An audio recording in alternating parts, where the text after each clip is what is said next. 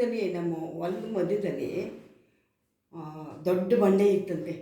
ಅದನ್ನು ಒಡ್ರು ಕರೆದು, ನೀವು ತಗೊಂಡೋಗಿ ಈ ಕಲ್ಲನ್ನೆಲ್ಲ ನೀವು ತಗೊಂಡೋಗಿ ಮಾರ್ಕೊಂಡು ದುಡ್ಡು ಮಾಡ್ಕೊಳ್ಳಿ, ಹೊಟ್ಟೆಗೆ ತಿನ್ನಿ ಅಂದ್ಬಿಟ್ಟಿದ್ದೆ. ಒಡಿಸಿ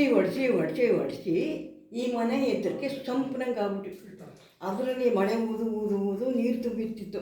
ನಾನು ಒಂದು ಸತಿ ಬಗ್ಗೆ ನೋಡೋಕೆ ಹೋದೆ, ಕಂದ ಬಿದ್ದುಬಿಡ್ತೀವಿ, ಇಲ್ಲಿ ನೀರಿದೆಯಲ್ಲ, ನಿನ್ನ ತಲೆ ಎಲ್ಲ ಮುಚ್ಕೊಂಡ್ಬಿಟ್ರೆ ಆಮೇಲೆ ನಾನು ನನ್ನ ಮಗಳೇ ಇಲ್ಲ ಅನ್ಬೇಕಾಗತ್ತೆ ಬಾ ಅಂದ್ಬಿಟ್ಟು ಕೈ ಹಿಡ್ಕೊಂಡು ಎಳ್ಕೊಂಡು ಹೋಗಿ ಈ ಮರದ ಹತ್ರ ಕೂತಿರ್ಬೇಕು ಯಾವತ್ತು ನೀನು ಅಂತ ಊಟ ಮಾಡಿದ ಜಾಗ ಕೂರಿಸ್ಬಿಟ್ಟು ನನ್ನ. ಆಮೇಲೆ ಅವರು ಬೇರೆ ಕೆಲಸ ಮಾಡೋರು ಹೊಲದಲ್ಲಿ. ನಮ್ಮ ತಾಯಿ ಬರ್ಬೇಕಾದ್ರೆ ನನ್ನ ಕೈ ಹಿಡ್ಕೊಂಡು ಕರ್ಕೊಂಬರು. ಎಂಜಾಯ್ ಮಾಡಿದ್ರಿ ಮನೆಗೆ, ಹೊಲ ಗದ್ದೆನೆಲ್ಲ. ಸುತ್ತಮುತ್ತ ನೋಡ್ತಾ ಇದ್ರೆ ಅದು ಆನಂದವೇ ಬೇರೆ. ಅಲ್ಲಿ ಬೆಳೆದಿದ್ದೆಲ್ಲ ನೋಡ್ತಿದ್ದೆಲ್ಲ, ಅದಕ್ಕೆ ನಾನು ಬೆಳಿಬೇಕು ಅಂತ ಹೂ ಗಿಡಗಳು ಹಾಕೋದು. ಅದೇ ಒಳ್ಳೇದಾಗಪ್ಪ. ಹೂ ಗಿಡಗಳು ಇಷ್ಟ ನನಗೆ. ಅದಕ್ಕೆ ಗುಲಾಬಿ ಕಡ್ಡಿ ತಗೊಂಬರೋ ಅಂತ ನೀನು ಕೇಳ್ಕೊಳ್ಳೋದು. ನಾನು ಈಗಲೂ ಅಷ್ಟೇ, ಬೇರೆ ಮನೆಗೆ ಹೋದ್ಮೇಲೆ ನಾನು ಗುಲಾಬಿ ಬೆಳಿತೀನಿ. ಒಳ್ಳೇದಾಗಪ್ಪ.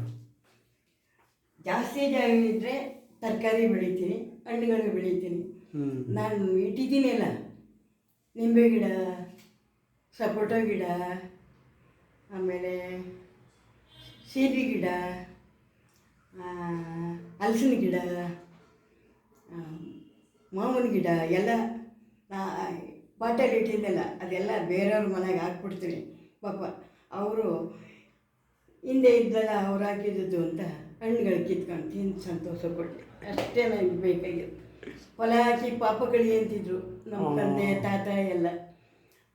ಅದನ್ನೆಲ್ಲ ನಾವು ಹಾಕಿದಾಗ ನಮ್ಮ ಕರ್ಮ ಎಲ್ಲ ಕಳೆದೋಗುತ್ತೆ, ಒಳ್ಳೆಯದಾಗುತ್ತೆ ನಮಗೆ ಅಷ್ಟೇ.